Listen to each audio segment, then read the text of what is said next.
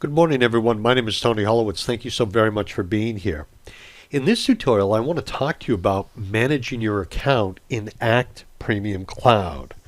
So you'll notice that right up top, it says Anthony Holowitz right at the top, right there. That's my account. When I click on that, I have some options.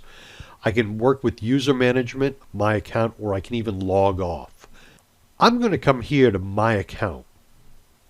When I go inside my account, I'm going to see all the information about my account owner, the account number, the type of plan I have, the credit card that's been set up to handle that if you've used the credit card to set that up, and some information about the account right there. You also have some more information down below where you can update your subscription and add things to it. So it's somewhat self-serve.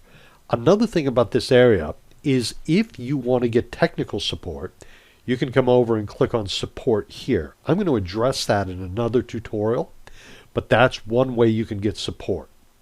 Thank you, everyone. If you have any questions, don't hesitate to reach out to me. Be well. Bye now.